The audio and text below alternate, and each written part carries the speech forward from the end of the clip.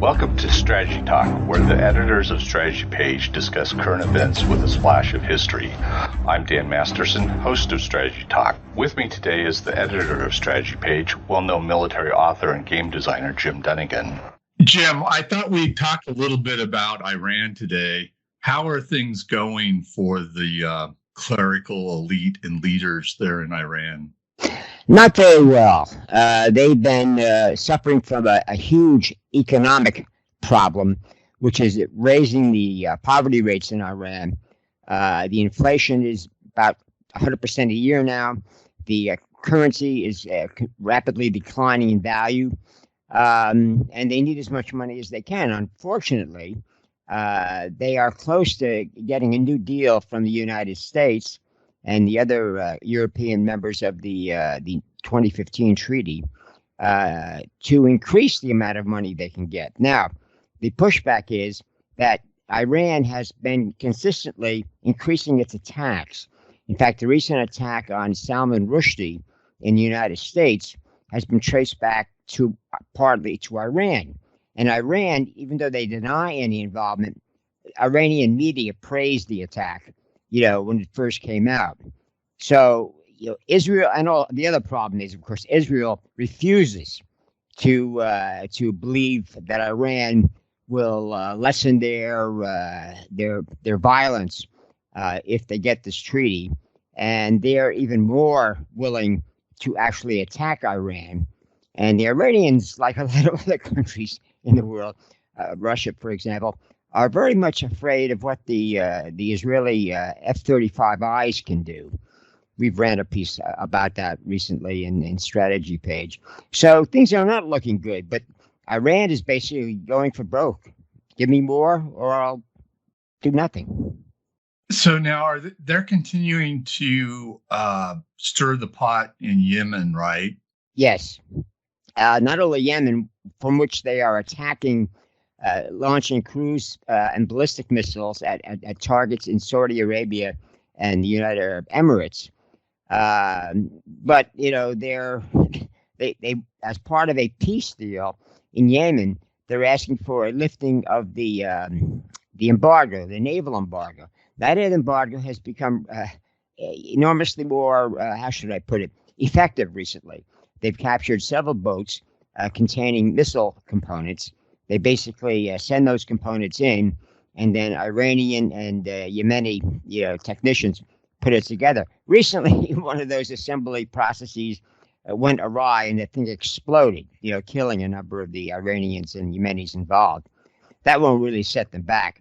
They apparently have no inhibitions about continuing attack no matter what. And that's where it stands right now. The Iranians haven't changed, and even European countries are reluctant to follow the American lead and to sign a new treaty no matter what. One of the things, too, is they're having some internal problems. Their population is not happy with the inflation. They're not happy with a lot of the restrictions, and they're on the verge of revolt, right? Yeah, that's been something they've been reluctant to do. But remember, you have a generation of Iranians who grew up after the revolution. So as far as they're concerned, what the Islamic dictatorship is telling them about the evil monarchy, the last Shah, means less. In fact, a lot of the old timers are pointing out and saying this out loud, that life was actually better under the Shah. He was bad, yes. He had problems, yes. But given the alternative of the religious dictatorship, things have just gotten a lot worse. And this doesn't, sit well with the Islam. And indeed, the only thing that's been holding back a full-scale revolution so far is the prospect of the Iranian Islamic Guard Corps, the bodyguard, as it were, for the Islamic dictatorship, and the check, as it were, on the any misbehavior by the regular Iranian military is shrinking in popularity. In other words, they have fewer recruits. And the fear is that, the people will say, well, look, we have nothing to lose. It's just getting worse the longer these, religious thugs are running the show. and there will be a revolution. Now, nobody really wants that because they have a lot of weapons, they have a lot of people. It can get very bloody very quickly, and there's no assurance that whatever government comes out of that will feel any more kindly towards the West. But if they're willing to cut down on the terrorism, international terrorism, they'll certainly have more money. And if they eliminate the Islamic government and that results in an end, to the sanctions, which is a strong possibility, there may be relative peace. But, it won't come without a cost. And for Iran, the cost is, a lot of people lost in another revolution. One of the things is the nuclear threat from Iran. Is there evidence that they're continuing to develop their nuclear capabilities? Yes, and what's very interesting about that, the only ones, making a substantial move against it are the Israelis. And they have been blowing up, recently with the help of Iranians, it turns out. The Mossad gets in there, but they've always, I think it was 2018 when they stole that half ton of documents. They did that with assistance from some Iranians, it was later discovered. And some of the subsequent attacks, which blew up new underground enriched uranium facilities, turned out to involve Iranians. In fact, the Iranians got asked Interpol to issue a red notice to arrest, certain Iranians they were pretty sure were involved. Now, as far as I can tell, I keep checking, Interpol never acted on that. So, the Israelis are keeping a closer eye on it than anybody else is. And they've been systematically attacking not only the facilities, no matter how well hidden they are, but also the nuclear scientists. And of course, this is making people reluctant to work for the nuclear program, although you really don't have much of a choice. But that's the problem for most Iranians. They don't have a choice. They want their choice back. The leader of their revolutionary, not guard, but their and maybe that's the right terminology, but he was assassinated with the missile strike. Right. That was when Trump was in charge. Right. But they're also wanting revenge for, more recent attacks. Any attack on Iranians doing their duty, as it were, is considered an attack on Islam and an attack on Iran. Of course, what mitigates that is the fact that the Iranians who are Shia, which are only about 10% of the world Islamic population, have declared war on the Saudi Arabians and basically want to get control of the Mecca and Medina, the most holy shrines in Islam. And there's not much support for that outside the Shia community. And even a lot of Shia, can do the math and realize, there's nothing to really be gained. I mean, if the Saudis got incredibly sloppy and we could just waltz in, well, that's one thing. But the Arab states have made formal alliances with Israel. Saudi Arabia is reluctant because they were the ones who basically led the call for the destruction of Israel, or the reestablishment of the Palestinian state, which would destroy Israel under the Palestinian terms. So the Saudis are slowly, as much as they can. They have to be very careful about internal, peace, as it were. But they are unofficially moving towards it. Apparently, they're willing to allow Israeli warplanes to transit Saudi Arabia if they are going to make an attack on, the Iranian nuclear facilities. I mean, that goes under the saying, it's better to ask forgiveness than ask permission. So the Saudis are willing to make a mistake, to let that happen. But eventually, they may. I mean, the Saudis also took the lead in reforming Islam. They started the Islamic Reformation project, over 20 years ago. And they've been making very slow progress because basically they created a monster that they have a hard time, taming.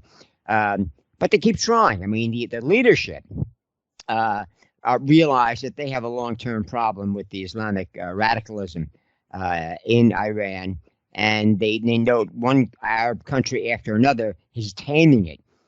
United Arab Emirates never had a problem, or if they did, they were able to basically contain it.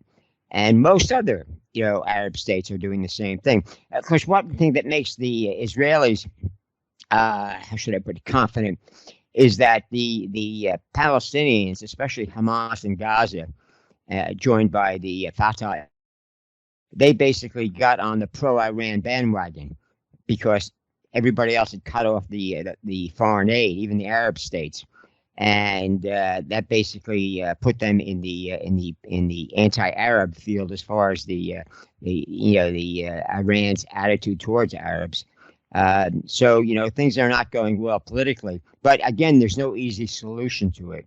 The Saudis know that, the Iranians know that, and the Iranians are depending on that, keeping them in power.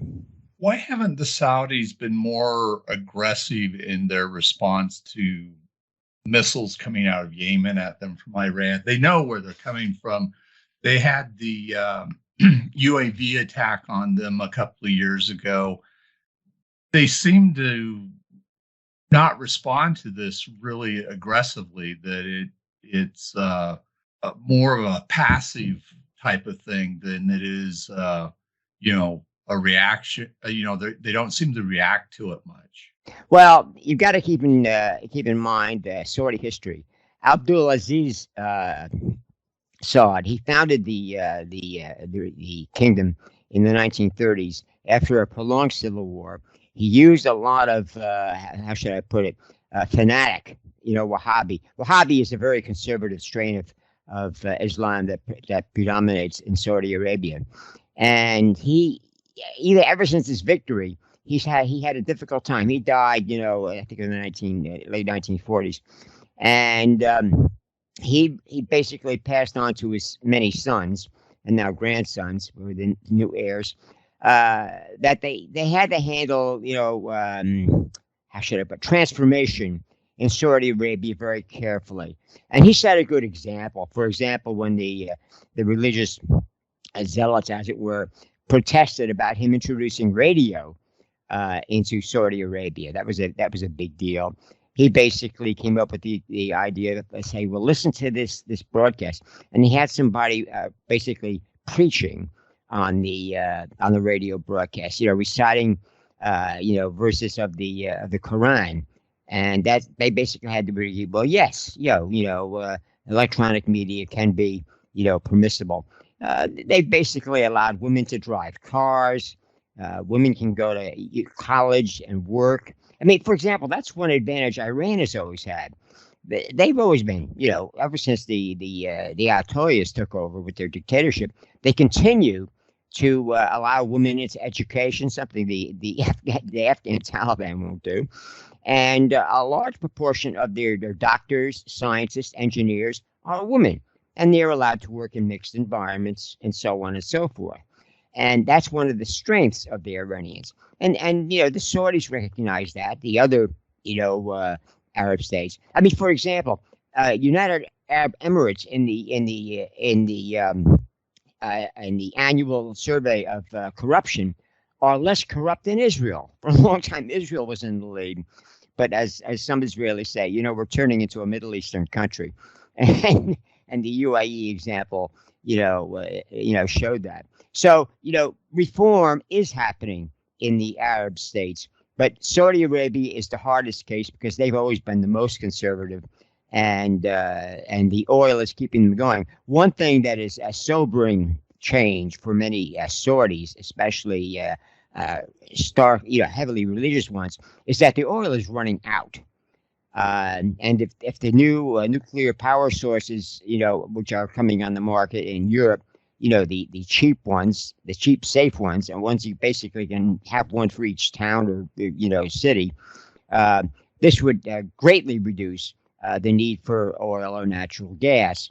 And this would cut the money that the Saudis can get for their remaining oil. So they recognize the trends, but they realize that moving too fast will just blow up, Saudi Arabia and ruin everything for everyone.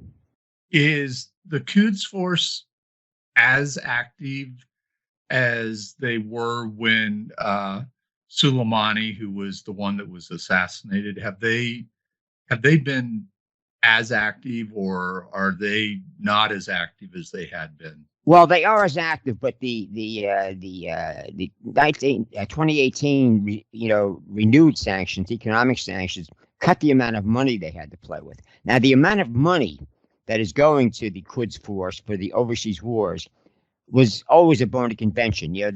Contention. The Iranians found out, the Iranian public found out how much of that money was going to them, and the government was able to cut the budget for the Quds Force. So they've been less successful in Syria. Yemen has been a low-cost operation, so they haven't seen budget cuts. But in other parts of the world, there's simply less money to spend, and the Quds Force is not as aggressive and as effective as it could be. But give them more money, they'll become more dangerous. Which is the issue with giving them more money because of the treaties or anything like that. Yeah, and that's supposed to basically halt, their nuclear weapons program, which they've always insisted officially it doesn't exist. But ask the average Iranian, in the street, as when he said, "Oh yeah, we're proud of it. We're Iran. We should have nuclear weapons." I mean, simply for being Iran, they've been the local superpower for thousands of years. The Turks, basically, how should I put it, halted, their power in the 16th, 17th century. But now there's more money. There's a religious dictatorship in Iran, and there's more of a threat than ever before. And this is going to continue as long as there's money to fund it. But less money, we've already seen, means less violence. For example, in Lebanon, a lot of Iranian billions of dollars a year went to Syria and Lebanon to keep their the Hezbollah, which controls much of southern Lebanon, and the Assad government in power. But it wasn't enough. They could have spent a lot more. For example, they had to fire a lot of their mercenaries in Syria, and many of the best ones were Afghan Shia. In fact, the Afghan Shia mercenaries were the ones that had the fewest cuts because they were the most reliable. And of course, now they have a problem with Afghanistan, where the Taliban are back in power, and the Shia are being persecuted again. And Iran's threatening to basically, well, they are already in a state of semi-war on their border, and that's another mess that Iran has to deal with because of the money problems and the anti-Shia violence, which was held in abeyance during the Republic. After 2001 until 21, there was the Islamic Republic of Afghanistan. It was replaced by the Islamic Emirate of Afghanistan, which is now broke and is making all sorts of promises. No, we've reformed. We're not going to host Al Qaeda anymore. And bingo, they shot bin Laden's replacement, who was basically living in a nice upscale neighborhood in Kabul. So there's no end to these problems. Now, Iran historically has given less open sanctuary to groups like Al Qaeda. Anybody who's basically attacking the West, in other words, the enemies of my enemy are my friends, at least quietly. And now there's a threat that the Al Qaeda may be forced to move some of its operations to Iran, their leadership operations, but they'll have to operate covertly, very quietly. And the Iranians are more nervous about that because they've noticed that the Americans quickly found out, that Zahari, the replacement for bin Laden, a very efficient guy, was living in Kabul, and they sent 2 missiles to end that. And the Iranians are afraid, especially with the intelligence that the Israelis are obtaining in Iran. A lot of it from Iranians. I mean, Iranians don't consider that traitorous behavior. They consider that patriotic behavior. Any move to remove the Islamic dictatorship is seen as good for Iran, and they're basically right. So, anything the religious government does to give any succor, as it were, to Al Qaeda will probably be revealed, and that'll put him in more trouble. So, no, things are not going well. and there's not much hope under the current circumstances for things to get any better for the religious government. What is happening between Iran and Iraq right now? Iran had been stirring up a lot of trouble. They had their groups there in Iraq that were pro-Iranian. What has continued to go on there? Well, they did get a law passed. I mean, there's still a deadlock in Parliament. The anti-Iran coalition, led by Ayatollah Sadr, he's been a major factor in Iraqi politics for years. Even though he was trained in Iran, he quickly realized that Iran is the enemy, not the friend. And while there's not a government, the parliament is still in session, and they may not be able to pick a prime minister, but they could pass a law making it illegal to support Israel in any way. Now, that was really an empty gesture, because Iraqis will do what they want to do. They want to do is keep the Iranians out. So far, the Iranians are making a major effort to maintain their foothold in Iraq. But Iraq sells their oil. They've seen a measure of prosperity return, and they don't want to lose it because of Iran, which is difficult to do because Iran doesn't want to move out, will not move out willingly, simply to make life better for the Iraqis. Is there anything that we haven't covered on Iran that we need to bring up?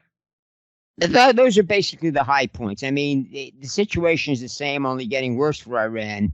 And when that happens, it gets better for the victims of Iran. I mean, even in Yemen, the Yemenis, the Shia rebels in northern Yemen, they are getting sick and tired of the war, and it's getting difficult to keep them in the fight. But they basically have a problem in that they want to have some autonomy, which they used to have until the 1960s. There was a series of civil wars and wars in Yemen after the 60s, which unified. Used to be two Yemeni states after the British left, and they managed to form one, but that fell apart again in 2015 when the Yemeni rebels, with the backing of Iran. At first, Iran denied it, then they took credit for it, came back in to support the Yemenis. So they're losing ground there. The recent outbreak of violence by the Islamic Jihad group in Gaza, which is openly backed by Iran,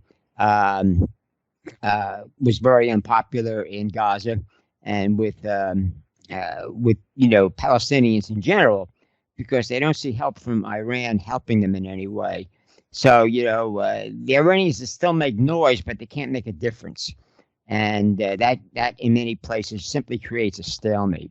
So really the only thing that can be done right now, and the Iranian people don't like to face this, is another civil war, as it were, to replace the dictatorship, the how should I put it, the oppressive dictatorship they thought they had gotten rid of in 1979 when they ousted the Shah. All right. Well, we'll wrap it up there, and we'll talk to you next time. Take care. Bye-bye. Bye.